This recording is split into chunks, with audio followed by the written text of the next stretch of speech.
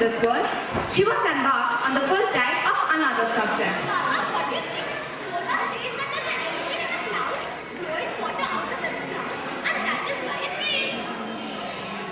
And then, darting off the new, while the father sat still, making ready some reply to this last saying.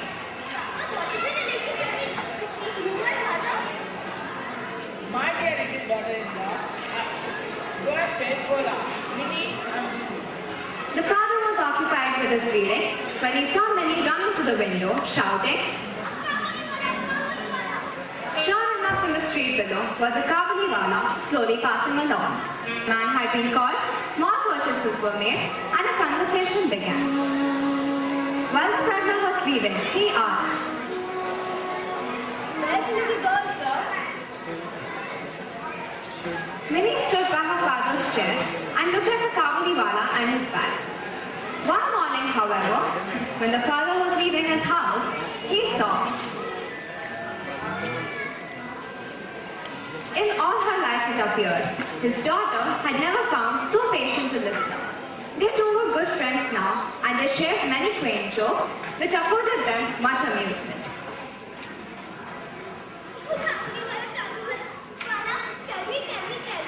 What do you have in a big bag?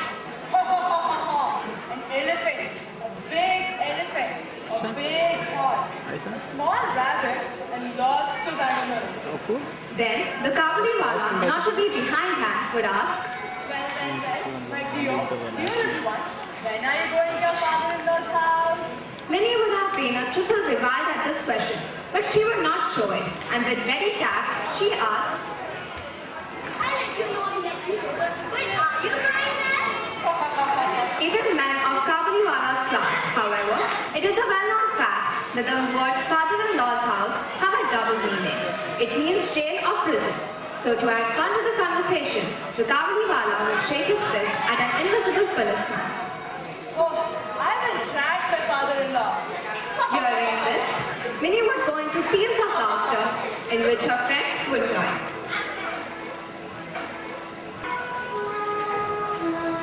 Rani, who gets easily convinced.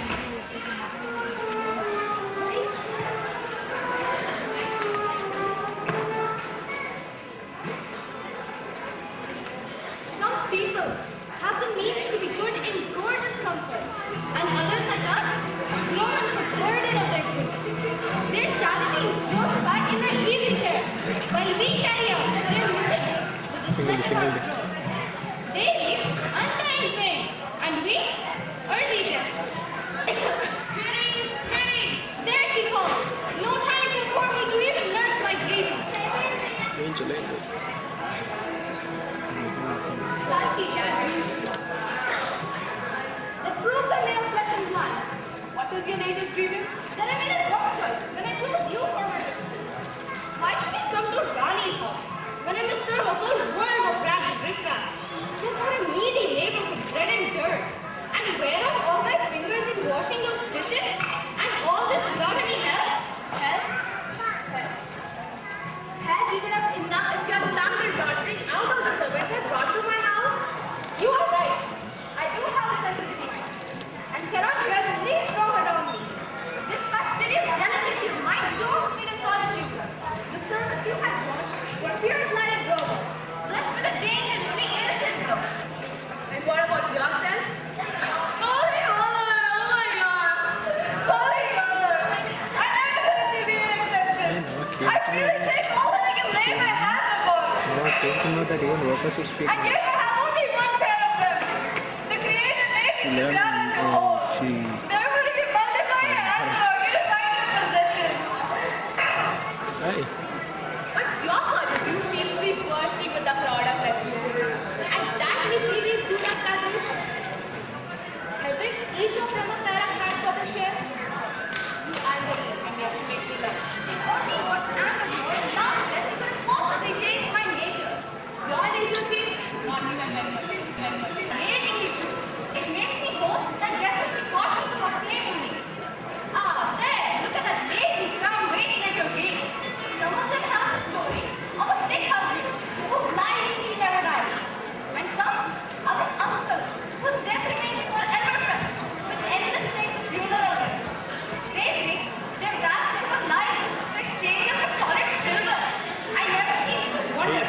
some people have a special relish for being cheated. The poor cheat because wealth is up for meaning and power. However, tell me why, last evening when I went to tour, the sweets were scarce and also the milk. Very likely the pastry man and milkman like to give you a fair chance to be cheated. No, man! Nani Kalyani! No, man! Nani Kalyani! No, man! Nani Kalyani! Listen to that. If they hadn't put this there full of good fare yesterday, the drum would have shown it this morning. Who's that girl with you, Pyari? I never saw her before. She was right from far, and I brought her for you this thing. Very easy to know what you people mean by blessings. She has I'll see it stored in her chest. come with me to my room.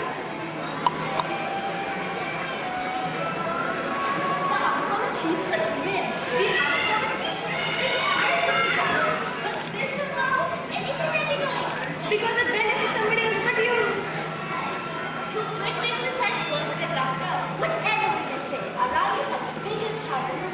In other words, she's the biggest fool under that sun. That is true. Remember how blind Auntie was loaded with money? Mary was fun, but it seemed me. And that was a picture of water. The real Rabindranath, facility everything. But there's no harm in charity, right? Must be foolish. But she had sweet nature. Sweet nature, a great deal of one's sweetness belongs to one's pocket. But what I object to her is a feminism vulgar people. She could easily imagine the same illusion as Kayla's mother. It is simply talking the applause of vulgar. Such is the way of the world. It is all give and take. She supplies, we to gather that praise from them. She gets the best of the bargain. For food is for the vulgar, but praise is for the great. Hey, you there is a map from the Rani's room. Yeah, the woman of the bride. Hey, she's nothing but a pair of bracelets. That sounds like a practical joke.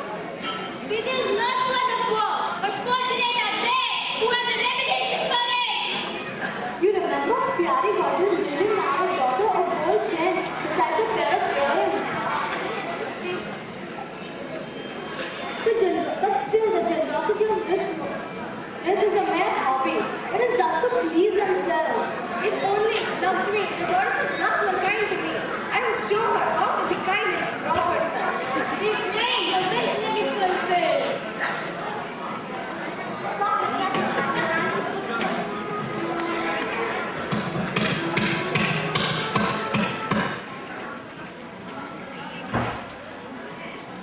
What are you all so busy talking about?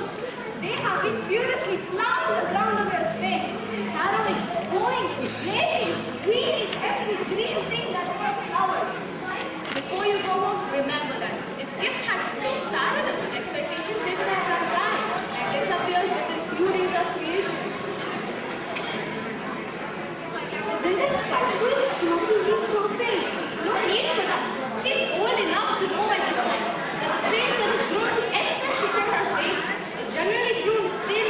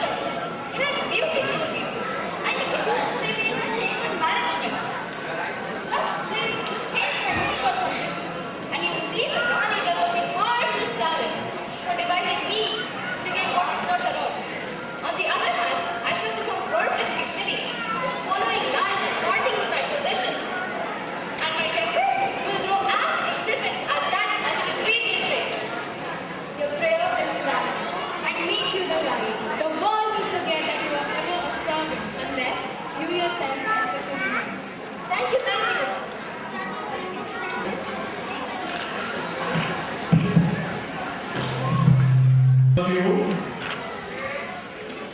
Today evening is a memorable evening. Our beloved young friends and parents, everybody, every moment, without losing how the time is passing through, so meticulously they have planned and they are enacting. It is a great event. I really congratulate all of you.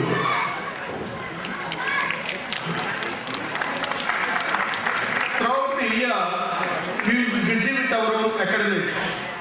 That is all on one side.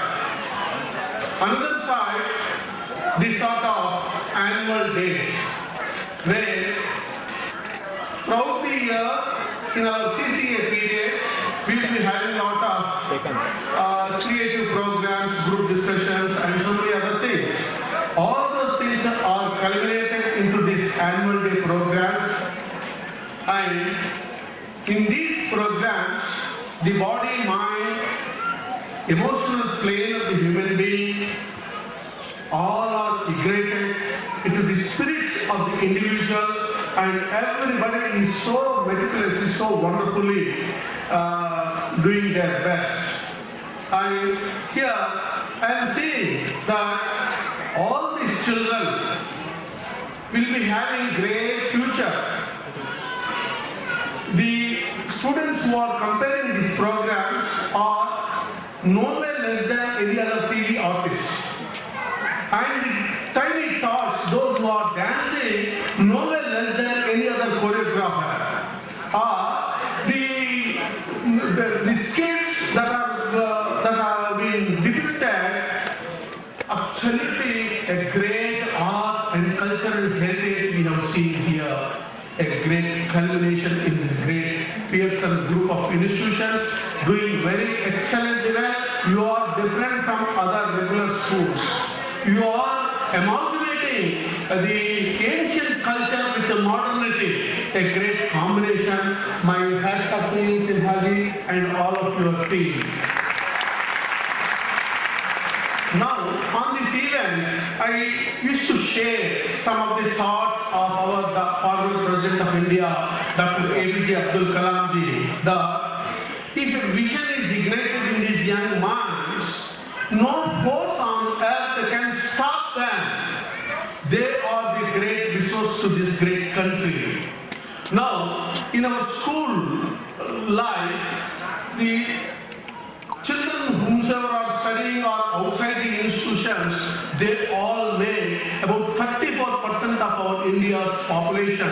And in another 8 years, that is by 2020, these people will be making more than 50% of our population. India being a democracy, largest democracy of the world, these people are going to be the stakeholders. So here, in institutions like this, and with all the parents and teachers, all of us are nicely shaping, molding, just like a potterer is shaping a pot as per his vision, aspirations. So also, all of us together, we are shaping the future of India through our own children in these sort of institutions. And here, I wish to share one more small thing from the Renewed India 2020 as declared by Dr. Abdul Kalam ji, a second national movement. Here, they have depicted a great skit on corruption. Anna Hadare, just now, our madam, a great educationist, director of Geetanjali group of institutions, a visionary, she was also mentioning, and Agarlila Agarwalji on the other side, they were also expressing their concern that the corruption has become like a cancer. What it could be, how it could be. Dr. Kalam sir says, it is very simple. See, we cannot change the system, we cannot change the adults, but we can change the children. Parents, teachers, and the students, if they understand the Satyameva Jayate, the very motto of our constitution, that our truth always triumphs, So, truth gives courage, confidence, and trust, and so much power will be giving. On the other side, lies will be creating anxiety, tensions, and other side. If every child realizes these powers of truth experience, and if they are rightly nurtured by teachers and parents, these children will become Satyavratas. And these children will, because they will be becoming 50% of the nation's population, though not today, tomorrow they will be eradicating or reducing the corruption. They will become very important persons of this great country. So, on this occasion, I only wish to pass on the message that our children are the stakeholders of this great culture, the great country, and all of us together through the great institutions like this Pearson Academy, Hillside Academy, doing wonderful jobs, and all of our support will be with you, and we wish that